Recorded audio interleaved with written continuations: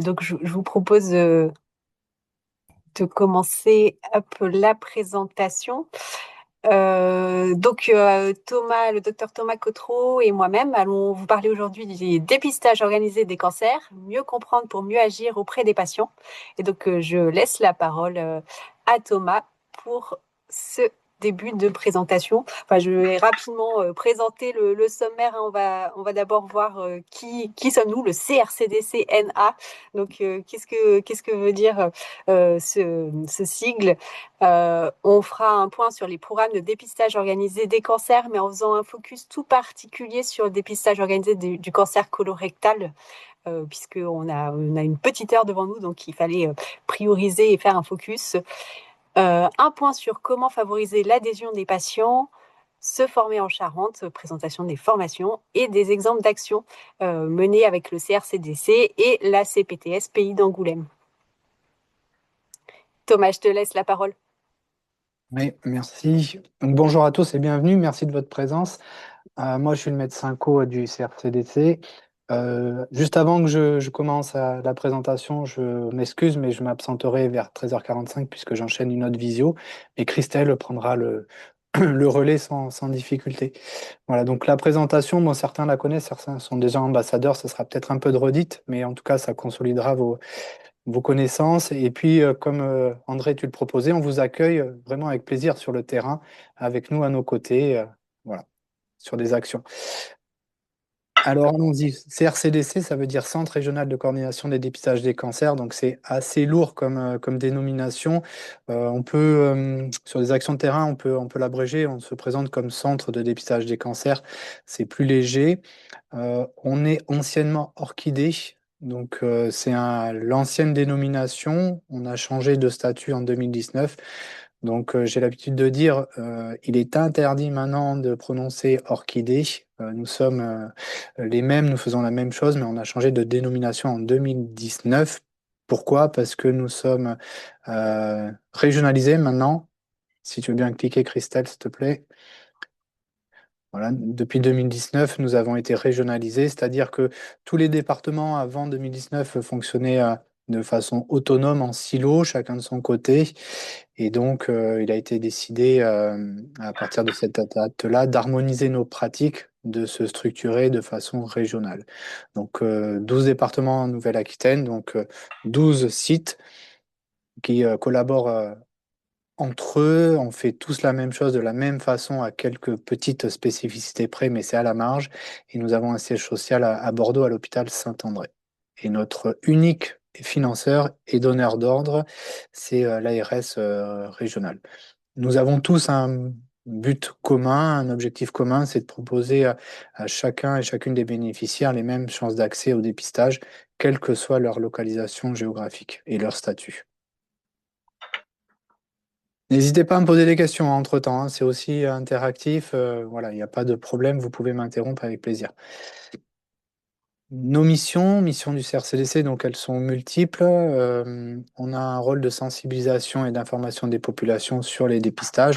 Le dépistage organisé, on s'en aperçoit nous au quotidien, est assez méconnu sur certains professionnels et aussi sur la population en général. Donc on a cette mission-là, nous et nos partenaires, nos ambassadeurs, pour promouvoir et expliquer ce qu'est le dispositif du dépistage organisé. Si je descends de haut en bas, information et mobilisation des professionnels de santé, ben, on est en plein dedans. Merci Aurore pour l'organisation. On essaye aussi de solliciter des partenaires ressources. Qui mieux que les pros de santé pour promouvoir notre thématique? Vous êtes d'excellents leviers parce que vous êtes au contact de patients de la population et puis aussi d'autres partenaires.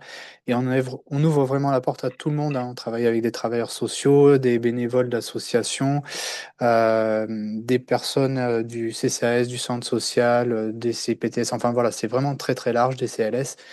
Donc il n'y a pas de distinction pour le dépistage organisé. Euh, Collecte des données pour le dépistage et l'évaluation des programmes. Je m'explique rapidement, sans rentrer trop dans le détail. Nous recevons, particulièrement pour le sein et pour le colorectal, tous les dossiers des bénéficiaires. En fait, ces dossiers-là nous parviennent sur le site où nous sommes amenés à saisir les comptes rendus sur un logiciel métier et ces données collectées remontent à Santé publique France au niveau national. Et donc, ça se fait sur chacun des départements et Santé publique France, après, a l'ensemble de ces statistiques-là, de ces données-là, et permet d'avoir un regard au niveau voilà, départemental, régional et national sur les zones où il faut travailler, où sur les dépistages sont moins bons. Est-ce que c'est sur le sein? Est-ce que c'est sur le colorectal? Est-ce que c'est sur le cancer du col de l'utérus? Et sur quel territoire géographique? Donc, ça permet d'orienter les priorités politiques de santé. Évaluation des programmes, ce mot est important, évaluation, c'est-à-dire que tout ce que nous faisons est évalué. Donc les tâches administratives et nos actions de terrain, vous l'avez pu le constater, certains parmi vous, on évalue tout. Voilà. Pourquoi? C'est pas pour être gendarmé, mais plutôt pour analyser l'action, analyser nos pratiques, toujours dans un but d'amélioration, de progression. Et sur notre territoire, est-ce qu'on a les données justement par rapport au national, est-ce qu'on a plus enfin, de rattrapage à faire sur un des cancers en particulier ou comment on est par rapport au national? Alors, tu peux avoir ces données-là, notamment sur. Alors, ça dépend ce que tu souhaites, DO, dépistage organisé ou dépistage individuel, ou les deux, parce que c'est aussi cette voie-là, hein, dépistage individuel. La CEPAM a ces données-là, clairement, elle peut Alors, te les je sais fournir. qu'on l'a, hein, enfin, c'est pas actualisé, mais on l'a eu dans le projet de santé. Ouais. Mais je ne sais pas si à ce jour aujourd'hui, on a on a des données un peu récentes. Moi, j'ai des données affinées sur chacune des communes de ton territoire. Ça, on a ça. D'accord. Donc, si tu le souhaites, on pourra te fournir ça. Voilà, commune par commune, on est en capacité de te donner les taux de participation. Attention que pour le dépistage organisé, si tu veux la globalité, c'est la CPM qui pourra te répondre. Donc, notre objectif, notre but, c'est d'améliorer l'accès au dépistage, comme je le disais. On ne fait pas de distinction.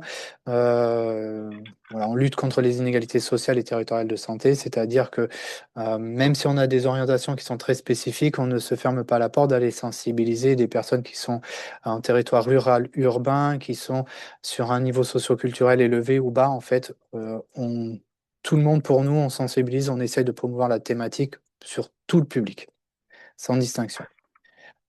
Suivi épidémiologique des personnes dépistées, ben, c'est un peu ce que je vous disais tout à l'heure sur la collecte des données. Voilà, on a aussi un pôle statistique. On est en capacité, comme tu le demandais, Aurore, de fournir des données. Et assurance qualité du dispositif, ben, comme toute entreprise, association, on a un pôle qualité, c'est-à-dire qu'on ne fait pas non plus ce que l'on veut. On est astreint à des process, à des protocoles qu'on suit à la règle et qu'on remet à jour très, très, très régulièrement grâce à nos analyses de pratique. Si on fait un zoom sur notre équipe de l'antenne 16, nous sommes une petite équipe. Donc moi, médecin co et responsable de site, donc à la tête d'une équipe composée d'une chargée de santé publique, donc Christelle, qui est à temps plein sur l'animation territoriale, c'est-à-dire concrètement, Christelle, elle va sur le terrain promouvoir le dépistage, faire des actions seule ou avec des partenaires. Voilà, c'est vraiment la construction d'actions pour promouvoir et faciliter l'accès au dépistage, des dépistages organisés. À côté de ce volet-là, animation territoriale, on a une équipe administrative, je vous le disais tout à l'heure, saisie sur un logiciel métier, et puis il y a tout un panel de tâches administratives, la gestion du courrier, la gestion des dossiers, du tri, de l'archivage, euh, installation des clichés sur un Mamolux, des installations, gestion avec les radiologues, relations avec les cabinets d'imagerie, etc. Donc, on a une technicienne administrative qui coordonne actuellement deux employés administratifs. Donc, on a deux pôles, mais qui sont en interaction, hein. Pôle santé publique, animation territoriale et tâches administratives. On collabore néanmoins ensemble. Et on ne l'oublie pas, on a une technicienne de surface qui vient faire l'entretien des locaux aussi. Voilà, donc petite équipe par rapport à d'autres départements. Puis-je t'interrompre un quart de seconde, Thomas, je m'en excuse, tu l'as proposé. Pour ce qui est des statistiques pardon, par commune, que je comprenne bien, si on veut des statistiques de dépistage organisées par commune, tu pourrais, merci beaucoup, nous les fournir. Mais si on veut dépistage global, organisé et individuel, c'est plutôt la CEPAM. Est-ce que j'ai bien E- compris? Exactement, André, c'est tout à fait ça. D'accord, merci. Je parle sous le couvert de Céline, Oui, mais alors après, on a- il faut que je pose la question au niveau individuel. Après, nous, effectivement, on a des taux de façon globale. Au niveau, qu'est-ce que vous appelez individuel? Non, dépistage individuel. pour moi, c'était dans ma tête, dans l'esprit de la question, c'est ce que les médecins vont demander, c'est-à-dire pas ceux qui sont envoyés à titre systématique pour les tranches de 50 à 74 envoyés. C'est le médecin, incluant le- la mammographie que le médecin traitant va demander à sa patiente de 37 ans. Voilà, c'est ça que je veux dire, par individu. Alors là en fait on est dans le cadre du dépistage. Nous on va avoir des chiffres sur le dépistage organisé. Donc forcément des personnes qui rentrent dans la tranche d'âge. Après s'il y a eu des prescriptions pour des raisons particulières en dehors du dépistage organisé, là ça va pas rentrer dans le calcul, dans le Donc, cumul. ça serait bien, hein, si on a des données de. Bon, c'est juste dans l'idée de.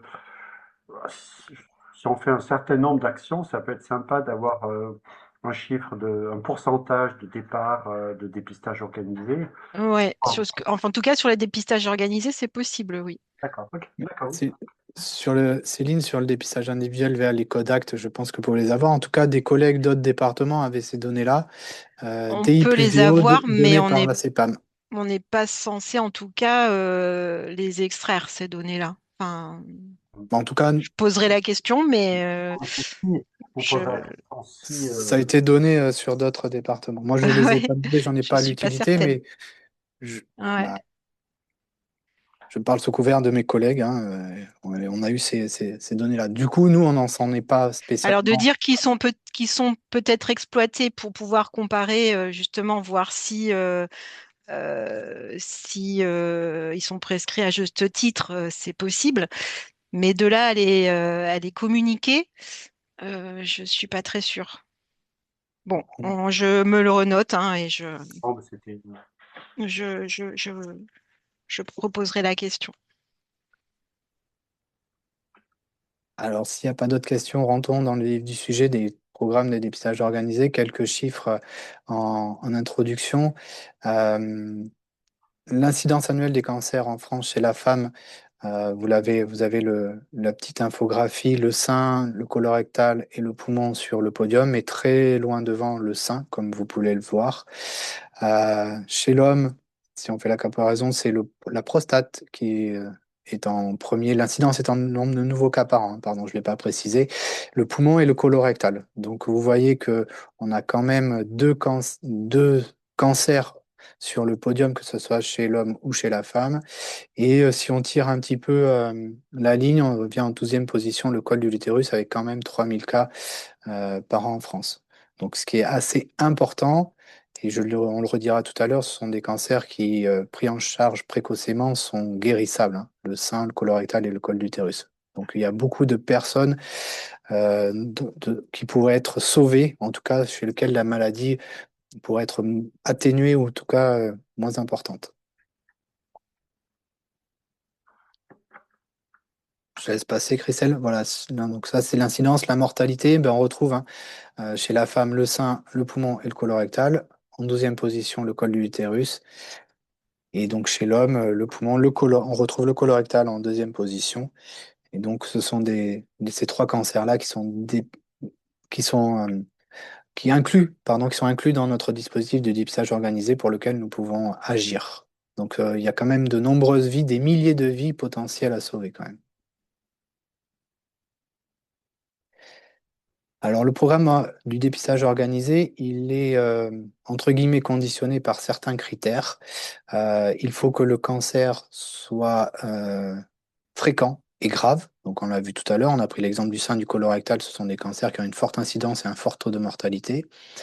Ce sont des cancers qui se développent lentement, donc sur plusieurs années, voire dizaines d'années. Et l'intérêt du dépistage, c'est qu'on puisse les détecter de façon très précoce. Il est très bien de pouvoir détecter un cancer de façon précoce, mais faut-il qu'il y ait des traitements efficaces pour les guérir? Eh bien, c'est le cas. Pour le sein, le colorectal et le col de l'utérus, ils sont d'autant plus efficaces que la pathologie est découverte précocement. C'est vraiment un message clé à retenir. Et si on propose un dépistage, il faut tu peux revenir, s'il te plaît? Il faut qu'il soit assez accessible, c'est-à-dire que l'examen de dépistage, il faut qu'il soit simple, sans effet secondaire, et qu'il ait un bon rendu en termes diagnostiques. C'est le cas de la mammographie, c'est le cas du kit du cancer colorectal et c'est le cas du frottis.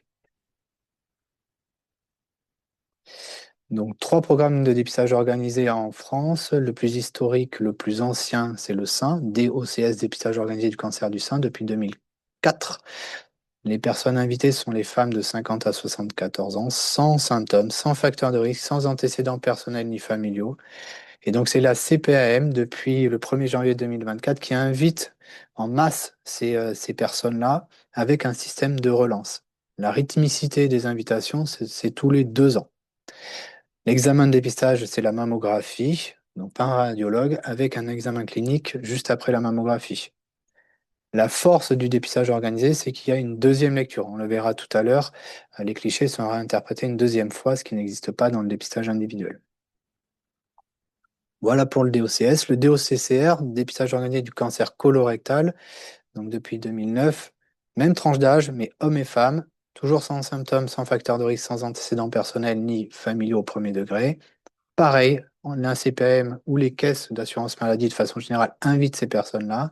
La rythmicité est également tous les 2 ans. Il y a un système de relance. Et le test, c'est la petite enveloppe bleue, on le verra tout à l'heure, qui permet de détecter du sang occulte dans les selles. C'est un test immunologique, ça s'appelle le FIT test. Voilà, c'est un dépistage qui est très facile à réaliser, très simple et qui a un très bon rendu.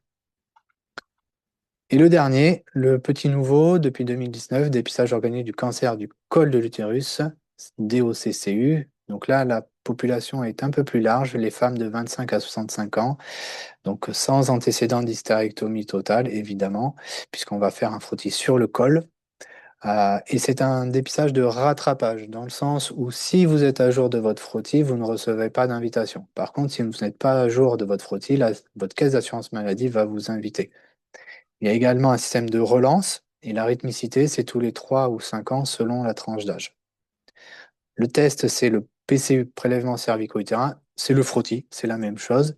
Et selon l'âge, le laboratoire va détecter des cellules anormales, c'est une cytologie, ou va rechercher le virus, le Human Papillomavirus, l'HPV, euh, surtout sur des femmes qui sont un peu plus âgées. Voilà. C'est très simple d'examen également. Pour illustrer nos actions et l'objet de cette réunion, il était important de vous donner quelques notions d'épidémiologie au niveau géographique sur notre territoire. En rose, c'est le sein. Sur les données de 2023-2024, la Charente a un taux de participation à 43,5%. Les zones claires étant les hommes sous-participantes et les plus foncées, celles qui sont un peu meilleures, mais on est très loin des recommandations, des objectifs standards européens attendus, qui sont de 70% à peu près. Donc les territoires ruraux sont touchés, Angoulême, Centre, Soyaux, Cognac aussi, très très sous-participants. En bleu, le cancer colorectal, on a à peu près la même répartition géographique. Le taux de participation, c'est 30,4%. L'attendu, c'est 70% pardon, au niveau européen. On est très très loin du compte, surtout sur ce dépistage-là où on n'a aucune dépendance aux professionnels de santé. J'entends les radiologues, les sages-femmes ou les gynécos. C'est un test qui va faire chez soi, tranquille, à la maison. Donc il y a un fort potentiel d'évolution sur ce dépistage-là. Et le cancer du col de l'utérus, un peu moins de données affinées car il est plus récent. Néanmoins, en Charente, on a un taux de participation de 60,8%.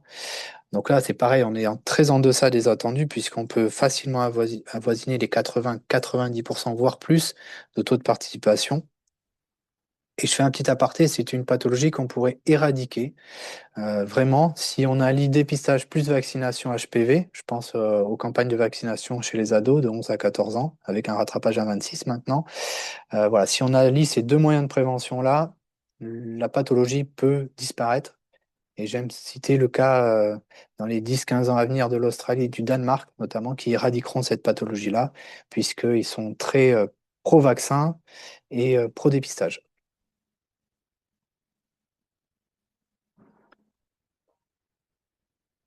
Si on zoome sur le cancer du sein, le parcours du dépistage organisé, donc je vous l'ai dit, c'est être une femme de 50 à 74 ans.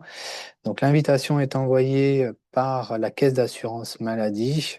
Donc si je ne me trompe pas, Céline, tu me corrigeras, mais ça tombe sur l'espace Amélie, votre espace Amélie, et maintenant par courrier postal. Oui, c'est Ah, ça. c'est ça, voilà. L'invitation, une fois reçue, nous, on conseille à la bénéficiaire de d'immédiatement prendre le rendez-vous, de ne pas trop procrastiner, de ne pas mettre l'invitation sous la pile des journaux ou dans le tiroir. Donc, de décrocher le téléphone ou de se déplacer pour prendre un rendez-vous dans le centre d'imagerie agréé. Donc, la liste des radiologues agréés pour le dépistage organisé du cancer du sein est fournie avec l'invitation. Une fois que le rendez-vous est calé, on se rend au cabinet de radiologie. Le radiologue fait les clichés. Donc 2 clichés par sein, face plus 3/4 profil, fait un examen clinique et est censé vous donner un premier résultat. Si ce résultat est normal, le dossier vient chez nous, au CRCDC, où là, un second radiologue, on appelle le radiologue second lecteur, qui réinterprète ces clichés-là. En fait, c'est une sécurité. C'est un radiologue qui est différent du premier, donc il y a une double lecture. Certains cas d'anomalie, de cancer, sont rattrapés à cet étage-là.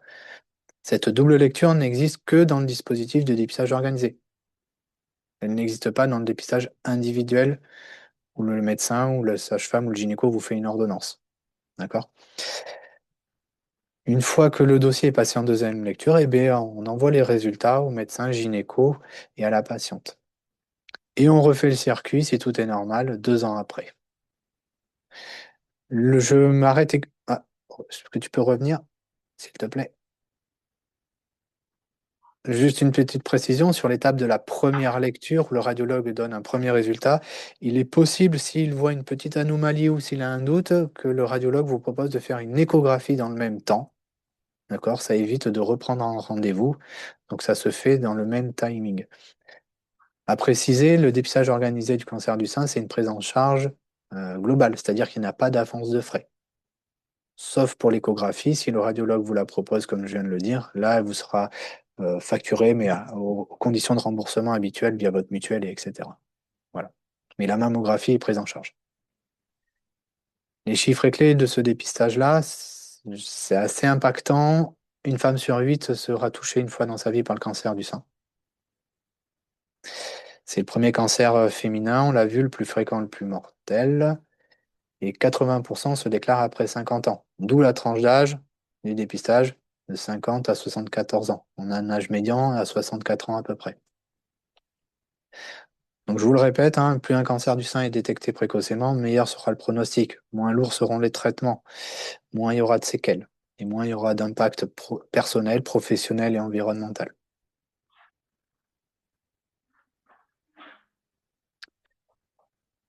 Donc, on parlait de dépistage organisé, dépistage individuel. Voilà une slide récapitulative.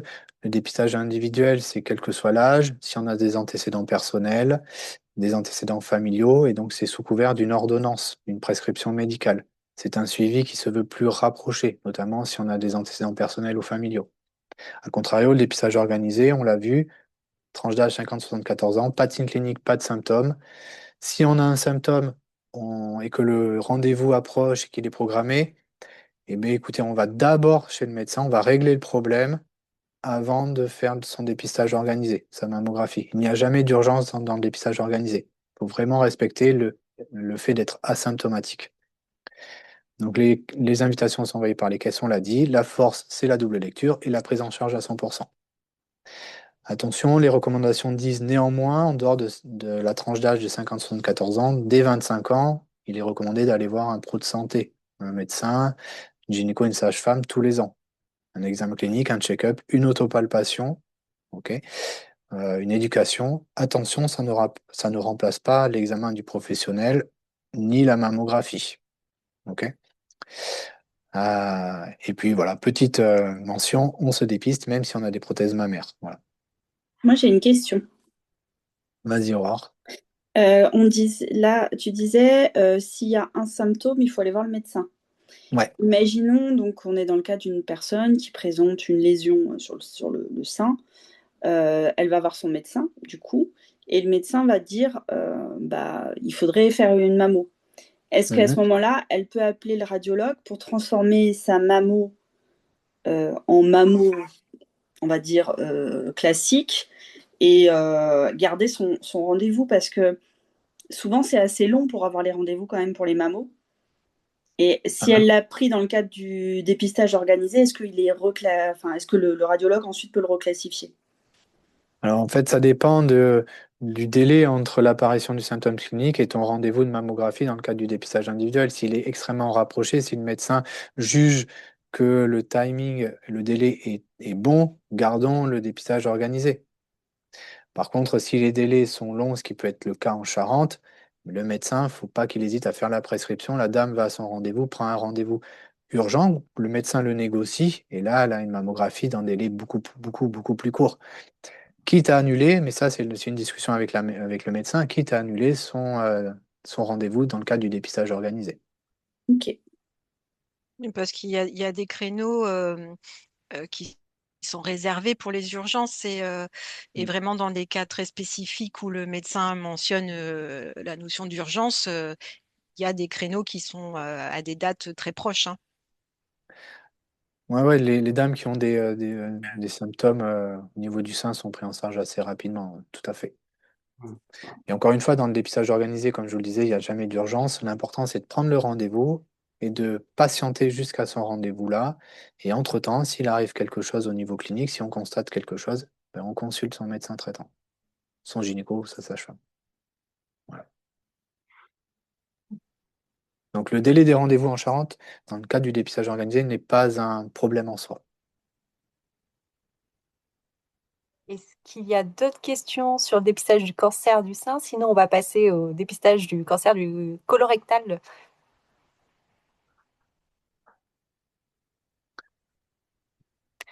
Bon, bah, c'est Je parti. te laisse la parole alors. Ça marche, merci. Merci Thomas. Là, ça va être à nous de jouer en collectif. On va tenter de reconstituer le parcours de dépistage organisé du cancer colorectal. Aurore, tu peux afficher le tableau blanc, s'il te plaît?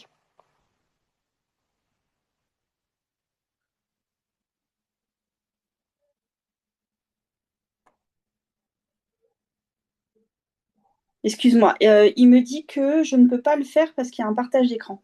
Hop, c'est bon. Pardon.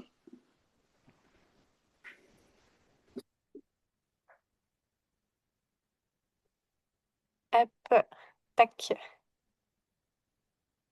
Hop là. Je vous propose, et ensuite on détaillera hein, le cancer colorectal, mais l'idée, c'est justement de tenter de reconstituer ce parcours ensemble. Donc, vous pouvez annoter sur ce tableau blanc. Donc, je vais mettre une première case pour mettre hop, l'étape 1. Et donc ensuite, tout le monde peut participer. Donc, l'idée, c'est de renseigner et reconstituer ce parcours ensemble. Voilà, je vous laisse, on laisse quoi, 3 à 4 minutes? Et on reverra pour corriger tout ça. N'hésitez pas si vous avez des questions sur la technicité. Oui, voilà, je vois Aurore qui écrit avec le stylet.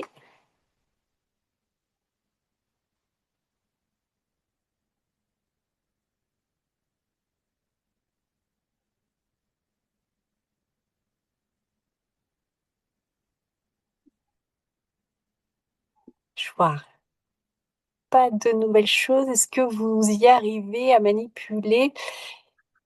Ah, d'accord, il Ah faut. oui, hop. Effectivement, là, je vois de plus en plus de personnes.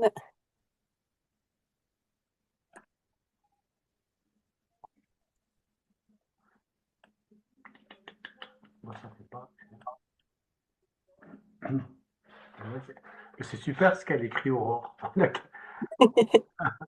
Allez, continuez, continuez.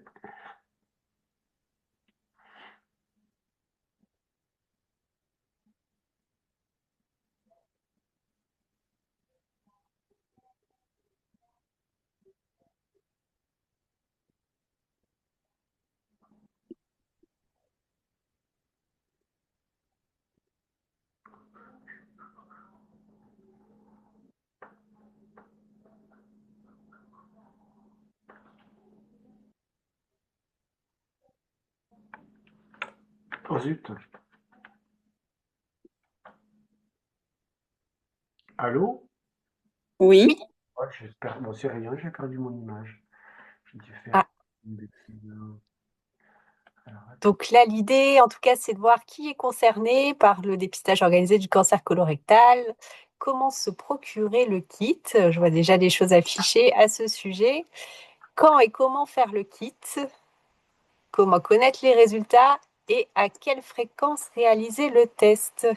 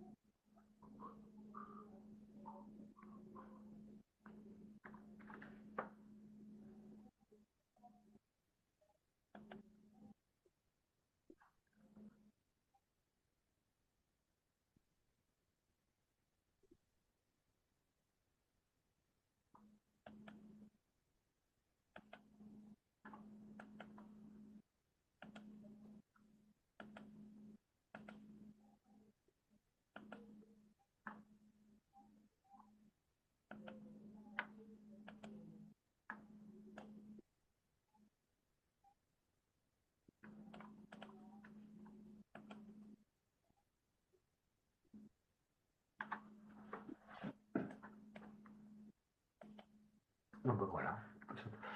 Je vous avais perdu.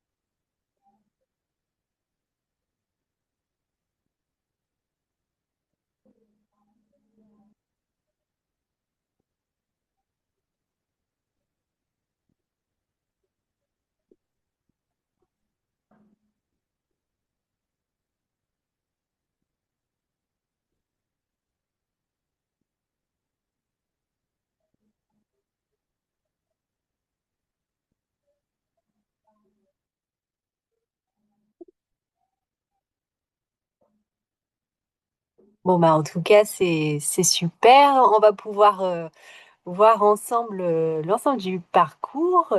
Et oui, je vois des gens qui se répondent entre eux, c'est très bien.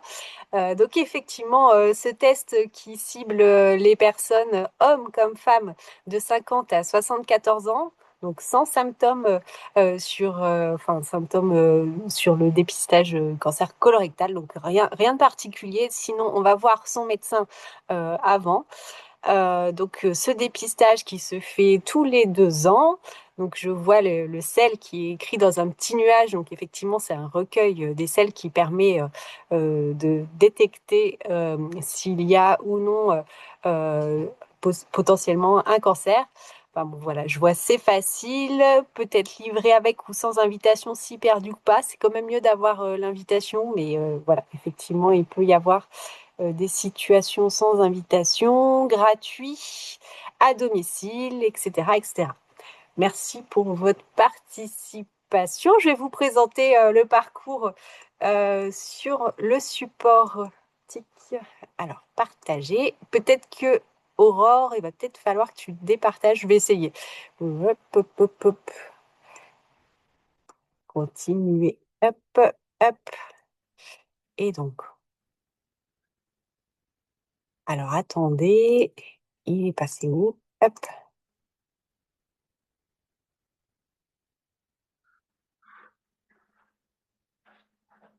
hop. Voilà. Est-ce que vous voyez à nouveau mon écran? Ouais, Oui, c'est bon. Hop là. Par contre, il n'est pas en plein écran. j'ai pas en fait D'accord. de. Tuk tuk. Disposition. Hop. Tout à l'heure, j'ai réussi à le faire. Hop. Attendez, ça arrive. Hop, pou, pou, pou, pou. Hop, voilà.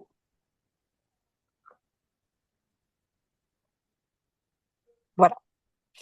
Est-ce que vous le voyez maintenant? Non, c'est moins bien, c'est ça? Vous voyez encore moins en plein écran. Tac, qu'est-ce qui se passe? Alors, attendez, ça arrive. Hop, je recommence. Partager. Ah. Désolée pour ce couac. Hop là. Est-ce que vous voyez en plein écran maintenant? Oui. Oui, ok, ça marche. On va continuer comme ça. Donc, voici le parcours. Donc, j'ai entre 50 et 74 ans, homme comme femme. Je reçois l'invitation pour le dépistage du cancer colorectal, donc à la maison. Je retire le kit chez mon médecin, donc médecin traitant, gynécologue, gastro-entérologue ou au centre d'examen de santé ou chez mon pharmacien. Et nouveauté de l'année aussi, les infirmières peuvent distribuer le kit de dépistage. Et donc, ce professionnel de santé vérifie mon éligibilité au dépistage, me remet le test et m'explique comment l'utiliser. Donc, on peut aussi commander le test en ligne sur monkit.dépistagecolorectal.fr. Donc, on lit le mode d'emploi. Donc, on fait le test en début de semaine, puisqu'ensuite le test, l'échantillon doit être envoyé dans un laboratoire à Paris. Donc, il faut qu'il puisse être reçu sous 5 jours. Donc, là, c'est important de le faire en début de semaine. Donc, je lis le mode d'emploi et je fais le test chez moi, aux toilettes. Je mets le test et la fiche d'identification qui est inclus dans l'enveloppe bleue, dans l'enveloppe pré-timbrée, voilà, qui est déjà affranchie. On poste l'enveloppe sous 24 heures, mais l'idéal, c'est de le faire juste après le test. Comme ça, on ne l'oublie pas de côté. Et donc, on l'envoie sous 24 heures au plus tard.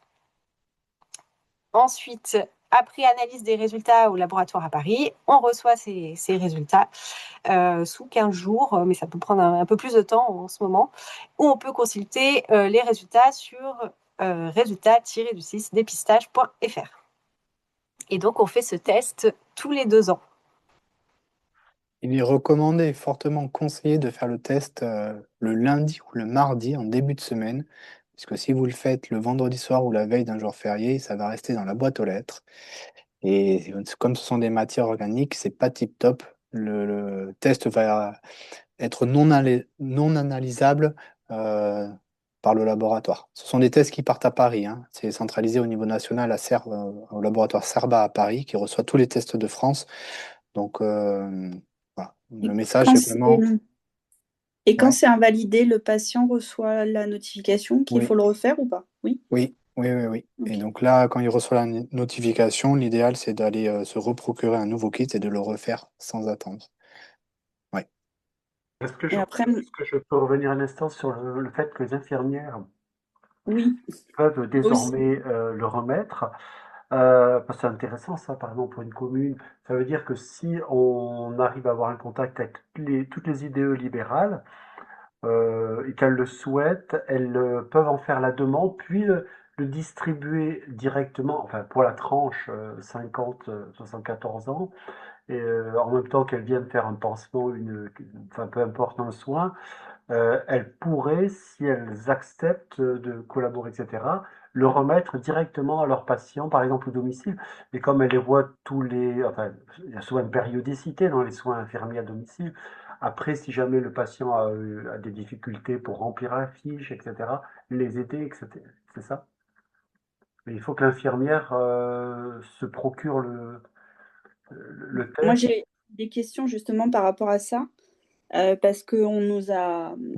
C'est vrai que cette autorisation, elle est tombée un peu en début d'année et qu'on n'a pas les modalités ni de s'il y a besoin d'une formation, comment commander les kits, est-ce qu'il faut rentrer ensuite un suivi sur les kits qu'on a distribués. On a juste cette autorisation, mais on ne sait pas. En fait, on sait rien dessus, quoi. Tu peux les récupérer sur Amélie Pro, sur ton compte. Ouais. Alors, c'est ça. Et puis, effectivement, il est prévu une formation. Alors, c'est vrai, comme c'est tout nouveau, on n'a pas beaucoup d'éléments, mais oui, il est effectivement prévu une petite formation notamment pour pouvoir questionner la personne et vérifier l'éligibilité. Il y aura Oui, un mais il y aura Aurore, il y aura un webinaire d'ailleurs à ce sujet-là, comme le dit Céline, qui fera ouais, office de formation. Manon a les dates. Euh, d'accord. voilà, elle a Et ça. peut-être qu'on pourra le faire justement passer par l'intermédiaire aussi de la CPTS. Oui, bah c'est Manon Ouais. peut s'en charger, il n'y a aucun souci. Il y a un webinaire sur 3 dates de mémoire qui est organisé. Après, Parce que c'est je sais que pour avoir fait sur les actions, les pharmaciens souvent reprenaient le nom et ensuite il y avait une traçabilité qui était faite, il y avait une déclaration pour les kits distribués. oui, tout à Après, fait. c'était lié aussi à la facturation. Ouais, c'est lié à la Nous, facturation. on ne sait pas du tout s'il y aura pareil, on ne sait rien. La facturation, ce sera à partir d'octobre. Hier soir, la réunion du SNIL, c'est ce qu'ils ont dit. D'accord. Ça vient d'être négocié avec le ministère à partir La d'octobre. facturation de quoi? J'ai pas compris. La distribution des kits, Oui. le temps de. L'infirmière pourrait être rétribuée pour Oui, cette. à Tout partir de comme, tout, l'automne. tout comme les Octobre. pharmaciens peuvent aussi facturent la distribution de kits. Ah, et là, il le facture, puisque c'est gratuit, il le facture à la CPAM. Enfin, c'est Oui, ça. oui, tout à D'accord. fait. Et alors, mon pharmacien me disait qu'il en délivrait, que je me rappelle un petit peu, mais qu'il n'arrivait pas trop à savoir si c'était à la deux. Oui, si c'était parce que les gens avaient reçu l'invitation, le test de par la CPAM, ou si c'était par leur médecin traitant. C'est ça, les pharmaciens, on va les voir, ils remettent le test, mais ils s'assurent simplement que c'est la tranche d'âge 50 Bah, 60. ils sont censés s'assurer qu'il n'y ait pas d'antécédents, qu'on est bien dans les critères du dépistage organisé, que la personne est dans la tranche d'âge. Avant de délivrer, enfin, il y a un questionnaire Ouais, ouais, ouais. C'est à un, respecter pour vérifier que la personne peut bien bénéficier du dépistage. Et Une tout à comment, petite fait. question. si le patient il se rappelle pas que ça fait, si on lui dit ça fait combien de temps et qu'il s'en rappelle pas et que ça fait que 1 an. Voilà, c'est ce que je voulais poser. Alors, les pharmaciens Le ont un DMP? les pharmaciens ont un site d'éligibilité, d'accord, Ah, où ils d'accord. peuvent avoir ces informations-là. Pour les infirmières, je n'ai pas à date connaissance de ces modalités-là. Donc là, je ne vais pas pouvoir vous répondre Et sur puis ça. nous, Peut-être Céline. on a les infos aussi au compte-gouttes, donc Ouais. il y a de fortes chances pour que ça ressemble à l'organisation qui est mise en place avec les pharmacies, mais oui, pas encore vraiment d'informations très précises pour le moment. Et sur le DMP du patient, on peut pas, ça n'apparaît pas? Je n'ai pas regardé, mais petite question pour savoir si s'il est éligible ou pas. Sur le DMP, va apparaître si la personne a fait le dépistage. Après, bah, de toute façon, le médecin professionnel de santé, lui, sur Amélie Pro, a aussi l'accès à la liste des patients qui sont non dépistés, sauf Après, erreur de ma part. Pas on nous. est à domicile, ça veut dire Ah qu'il oui, faut, et oui, et oui, Nous, on a accès au DMP éventuellement pour les vaccinations, pour savoir si et les oui. vaccins Donc vous, nos ça vaccins serait sont plus vaccinés. avec le DMP. Ouais, pour savoir si on a accès, si on peut avoir l'information. Souvent, Faut les que je gens, ils savent pas vérifie. nous dire, hein. Enfin, il y en a quelques-uns, ils sont incapables de nous dire. Et petit Je complément vérifie. d'information, et je m'excuse et je vais m'absenter. Les infirmières libérales commandent sur Amélie Pro les kits. Et attention, il y a aussi les infirmières non libérales, les salariés, je pense aux infirmières des hôpitaux, des entreprises, la médecine du travail, etc. Comme elles n'ont pas d'accès à Amélie Pro, donc ce serait les CRCDC qui approvisionneraient ces infirmières salariées. Ok. Voilà, si vous avez la question, on a reçu une vingtaine de cartons, donc on est paré à répondre à la demande. Mhm. Voilà. Je vous laisse pour ma part, je vous souhaite une bonne visio et une bonne Salut poursuite de Thomas, journée. À bientôt, merci journée, beaucoup encore. salut. Merci. Au Au revoir. revoir. Au revoir. Au revoir. Je propose de de poursuivre sur la présentation. Donc, on l'a vu au début sur le cancer colorectal, donc touche aussi bien les hommes que les femmes. Et donc, il y a 43 000 nouveaux cas par an. Hop. Donc, voici un exemple juste pour illustrer d'invitation envoyée par l'assurance maladie pour inviter au dépistage et donc qui précise comment retirer un kit et aussi comment, si la personne est éligible ou non et s'il y a des antécédents personnels. Donc, il y a des choses qui sont listées. Hop. Donc sur ce cancer, donc le développement de ce cancer se fait principalement avec l'apparition de polypes et donc se développe au niveau de ces polypes, donc 60 à 80% des cas. Attention, tous les polypes n'évoluent pas en cancer. Donc, avant de remettre un kit de dépistage, il faut préciser que c'est un seul prélèvement qui se passe tous les 2 ans et donc pris en charge à 100% par l'assurance maladie dans le cadre d'un dépistage organisé. Donc, le bénéfice du dépistage, en termes de fréquence et gravité, donc le cancer colorectal tue 5 fois plus que les accidents de la route. C'est vraiment important de faire ce test. On l'a vu en début de présentation, on est encore loin des standards européens attendus, donc de 70%. On a aujourd'hui 30% des tests, des personnes éligibles aux tests qui le font. Donc, ce test permet de prévenir et éviter le cancer colorectal et de détecter précocement les lésions potentiellement cancéreuses. Donc, dans les limites de ce test, ça peut être les faux négatifs ou les faux positifs. Et aussi les complications liées à la coloscopie, si jamais il y a des examens complémentaires qui sont prescrits. Donc ce test, on l'a vu, se passe aux toilettes, avec le recueil des selles sur un papier qui aura été préalablement positionné sur les toilettes.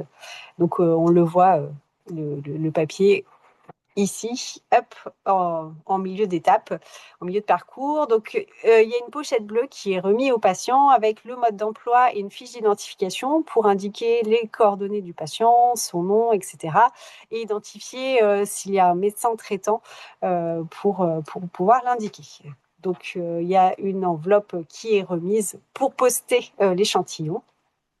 Et donc un tube aussi qui a à mettre, donc qui permet de prélever les selles et donc qui a à mettre dans une pochette protectrice. Donc en cas de résultat positif, réaliser une coloscopie de diagnostic. Le mieux, c'est, je vous l'ai mis, vous pouvez flasher le QR code, mais sinon vous aurez accès à la vidéo. Il y a une super vidéo de 3 minutes de l'INCa qui permet de décrire comment faire le test. Tu peux revenir juste en arrière, Ouais. quand tu dis que si c'est positif, on réalise une coloscopie de diagnostic, c'est le médecin traitant qui prescrit cette colo? Bien sûr, c'est le médecin traitant ou médecin en tout cas que le patient pourra aller voir. S'il n'a pas de médecin traitant, en tout cas, en général, il peut aller voir un médecin pour présenter ses résultats quand il y a des résultats positifs. Voilà. La question suivante, c'était si le patient n'a pas de médecin traitant. Et on s'adresse à la CPTS ou alors, en tout cas, le docteur Cotreau indique souvent, si on explique, on appelle un cabinet médical en expliquant la situation, s'il y a un test positif, en général, les médecins prennent pour au moins cette première consultation pour pouvoir orienter vers un examen complémentaire. Ok, merci. Donc oui, je vous invite à aller voir cette vidéo. Le lien vous sera aussi transmis avec ce webinaire. Donc, en ce qui concerne le dépistage organisé du col de l'utérus, Dr Cotreau a présenté les étapes tout à l'heure. Donc, on va passer assez rapidement. Donc, on reçoit l'invitation. Ou alors, si l'examen a été fait lors d'un contrôle gynécologique ou chez une sage-femme, dans ce cas-là, l'invitation n'est pas envoyée parce que c'est une invitation de rattrapage. Donc, on la reçoit que si on n'a pas fait de frottis. Et donc, il est à réaliser tous les 3 ans de 25 à 30 ans ou tous les 5 ans de 30 à 65 ans. Donc, en France, le cancer du col de l'utérus, c'est le 12e cancer féminin avec 3000 nouveaux cas par an. Et donc, voilà, donc deuxième cause de mortalité par cancer avant 45 ans. Donc, docteur Cotreau a indiqué au début, par frottis, entre 25 et 30 ans, donc on recherche la présence de cellules anormales. Et par la suite, après 30 ans, on recherche la présence du virus HPV. Donc, il concerne les femmes de 25 à 65 ans, y compris les femmes enceintes, les femmes ménopausées, sans rapport sexuel, les femmes vaccinées et les femmes homosexuelles. Hop, tic. Donc, voilà, je passe cette partie-là. Est-ce qu'il y a des questions sur le dépistage du cancer du col de l'utérus? Sinon, je poursuis avec les freins au dépistage que l'on rencontre. Donc, sur les freins au dépistage, donc, il y a surtout des freins culturels qu'on peut rencontrer, des freins aussi avec les difficultés d'avoir des examens dans des délais restreints, ou alors des freins avec la peur de la maladie. Enfin, il y a beaucoup de freins qui peuvent être retrouvés. Hop, et d'ailleurs, vous avez les principaux exemples de freins recensés, donc qui figurent ici. Donc sur la mammographie, il y a la peur d'avoir mal, la pudeur aussi de faire cet examen, une mauvaise expérience d'examen, pas le temps pour le rendez-vous, des délais trop longs pour obtenir le rendez-vous, le fait que l'examen soit radio-induit, et aussi des difficultés au niveau de la mobilité, donc au niveau des transports. Sur le dépistage du cancer colorectal, donc il y a le principal frein qui peut être censé, c'est la crainte d'avoir à toucher les selles. Donc c'est aussi pour ça qu'on fait des démonstrations pour montrer voilà, comment se présente l'échantillon, etc. Des personnes qui imaginent des pots comme pour aller faire pipi en laboratoire, alors que ce n'est pas comme ça que se présente l'examen et le test. La croyance aussi qu'il faut se rendre en laboratoire ou sur un lieu spécifique pour faire l'examen, alors qu'il est à faire chez soi. La peur d'avoir une coloscopie si jamais il y a un test qui revient positif, donc aussi est énuméré par les bénéficiaires, ou une mauvaise expérience. Ah là là, mon papier a été déchiré quand j'ai fait le test, le bâtonnet s'est cassé, et donc aussi voilà, une mauvaise expérience suite à la réalisation du test. Sur le dépistage du cancer du col de l'utérus, donc il y a la pudeur, la culture, le fait que l'examen puisse être fait par un homme, ça peut freiner des femmes, un traumatisme antérieur, la douleur de l'examen, une mauvaise expérience ou des difficultés à avoir un rendez-vous. Donc, au global, sur l'ensemble des dépistages organisés des cancers, donc il y a aussi la peur de la maladie, des personnes qui ne souhaitent pas forcément savoir. Quand on ne sait pas, on vit normalement, entre guillemets, et si on détecte une maladie, il y a un protocole de soins qui est lancé après. Donc, il y a certaines personnes qui disent « Oulala, non, je préfère ne pas savoir ». L'opposition au principe de dépistage, la non-réception du courrier de l'assurance maladie aussi, ça peut arriver. Ou alors ça a été mis de côté, ça a été perdu. Ça aussi, ça arrive fréquemment. Le sentiment de ne pas être concerné ou la méconnaissance de l'intérêt du dépistage. Et donc, sur comment favoriser l'adhésion des patients, je ne sais pas si vous avez vous-même des expériences à faire remonter. Il y avait une question qui avait été indiquée dans le questionnaire d'inscription. Est-ce que vous avez des questions par rapport à ça? Parce que souvent, il y a des personnes qui nous disent on ne peut rien faire contre le cancer, j'ai déjà fait le test, donc c'est bon. Alors qu'en fait, quand on interroge, parfois c'était il y a plusieurs années. Je n'ai pas de symptômes, je ne me sens pas concernée par cette maladie, puisque je n'ai pas de symptômes, j'ai peur du résultat. J'ai d'autres priorités en ce moment.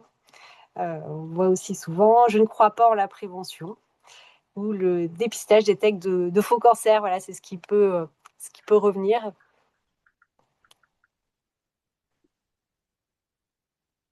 À titre personnel, c'est plus, dans ce que j'ai eu comme patient, ce qui était un peu réfractaire, c'était la peur du résultat et de la maladie. Mmh. Si un patient, vous l'avez peut-être déjà dit, parce que moi je pense à autre chose, mais si un patient rate son test, ça arrive, le grand truc c'est le pipi caca mélangé, ou le papier, la pouf, qui glisse et qui a été mal fixé sur la lumière de la cuvette, il retourne en pharmacie en prendra, tout simplement. Oui, tout à fait.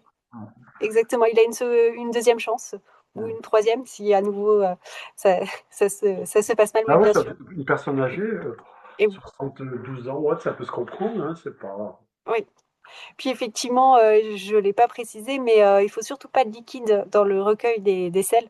Donc aussi indiquer aux patients le fait d'uriner avant d'aller Ça, c'est pas à la évident pour selle. certains Tout à patients. fait.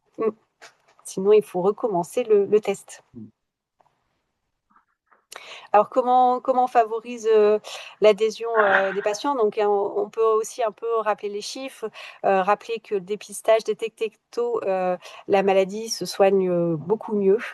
Et donc, il y a des meilleures chances de réussite.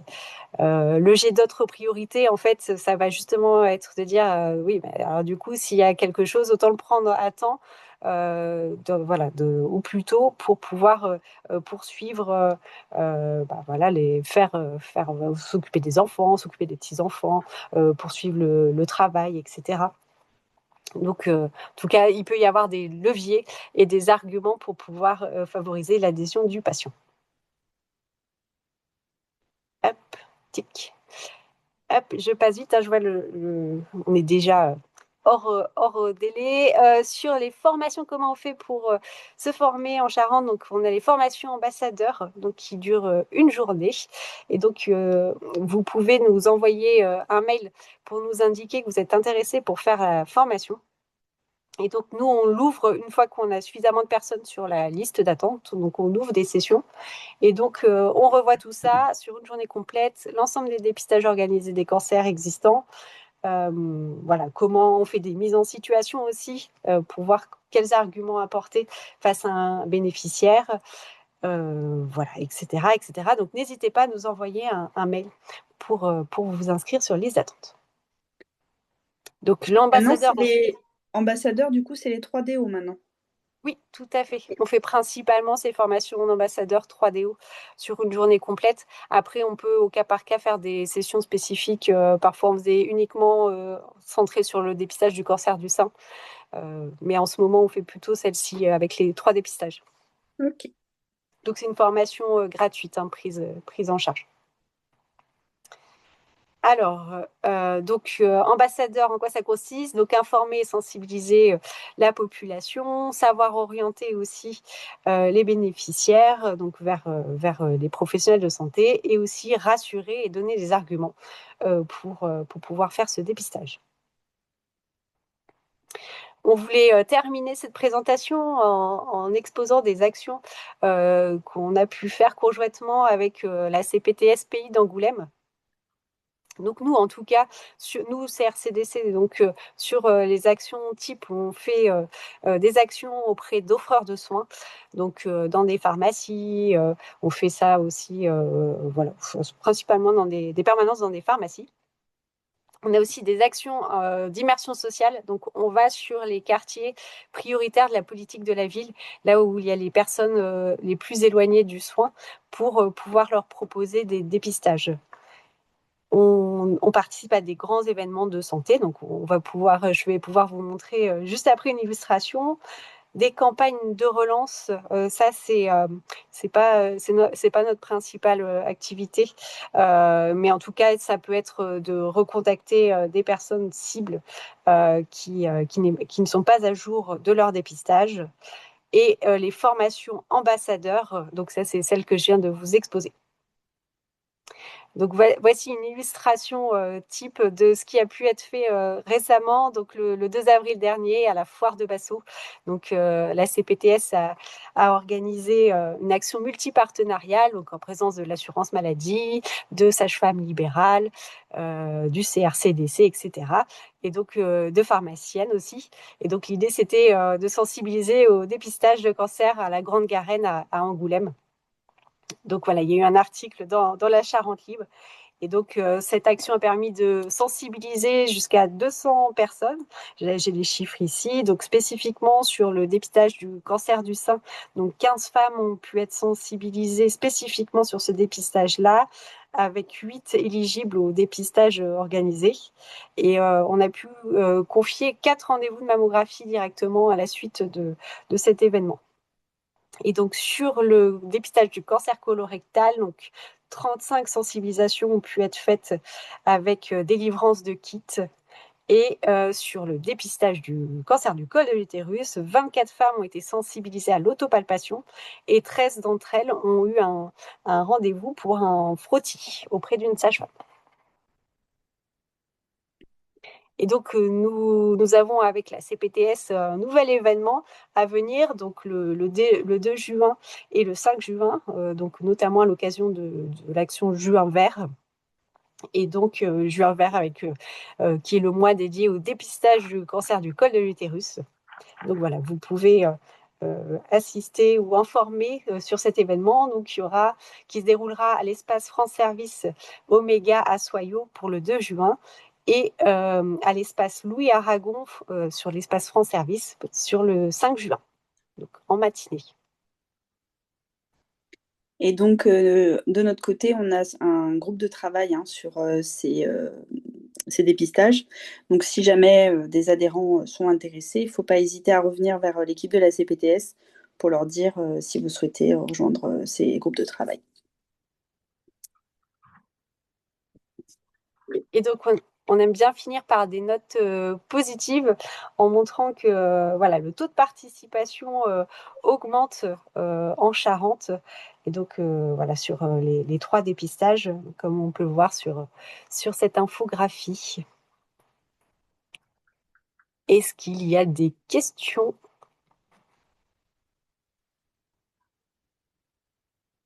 Non, moi, personnellement, je ne vais pas manquer de venir vous voir une fois en live, quoi. C'est ça ce dont j'ai besoin maintenant, hein. Mais c'est vrai que c'est super d'arriver à faire une manifestation sur enfin, une foire autre, avec en plus la présence de sages-femmes, tout ça, de pouvoir remettre des rendez-vous pour. Là, c'est vraiment du live, c'est bien, hein. Eh bien, avec grand plaisir.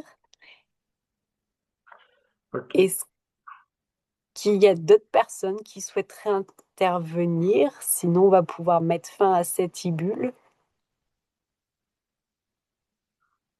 J'ai un petit peu débordé, mais tout le monde est resté. Merci à tous d'être restés. Merci beaucoup. Merci à vous. Merci. Bonne journée. Au revoir. Bonne fin de Merci. journée à Au tout le revoir. monde. Au revoir.